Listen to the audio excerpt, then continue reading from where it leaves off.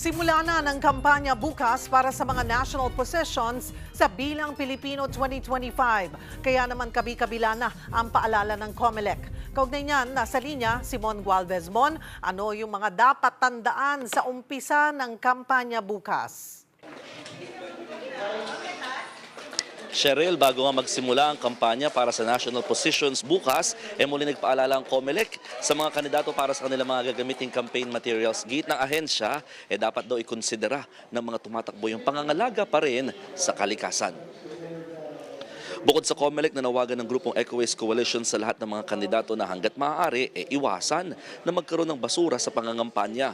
Kaisa raw sila ng komisyon para sa hangaring environmentally sustainable elections. Kabilang sa mga panawagan nila ang hindi pagkakabit ng mga election paraphernalia sa puno. Iwasan ang paggamit ng mga non-toxic materials, kabilang na rin dyan yung mga plastic na tarpaulin.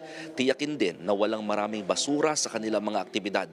Hindi paggamit ng confetti, lobo at mga banderitas. At kung maaari, maisama ang kalikasan sa plataforma.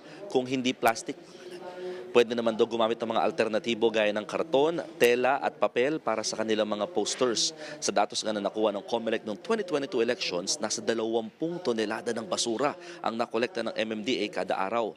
Nasa 8 million tons naman ang namonitor ng Department of Environment and Natural Resources o DNR sa kabuuan ng election period. Babala ng COMELEC sa mga lalabag, bibigyan muna sila ng 3-day notice para tanggalin yung mga illegal at hindi sumusunod sa environmentally sustainable campaign paraphernalia.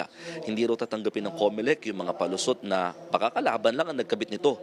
Pag hindi pa rin kasi inalis, maaaring ma-disqualify ang mga pasaway na kandidato.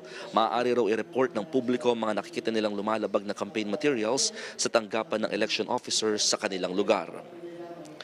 Cheryl, national candidates pa lamang yung papayagang mangampanya bukas at sa March 28 naman yung para sa mga local candidates. Magtatagal ang campaign season hanggang May 10. Ibig sabihin yung mga makikita mga campaign paraphernalia na lumalabag nga sa environmentally sustainable at yung mga illegal na mga posters na nasa lokal na posisyon, hindi pa sila imomonitor at hindi pa sila kasama sa mga nakatakdang baklasin ng COMELEC sa mga darating na araw. At kani-kanina lamang dumating na rin dito si Agri-Party List Congressman Wilbert Lee para nga sa kanyang paghahain formally ng withdrawal din ng pagkakandidato sa pagkasenador.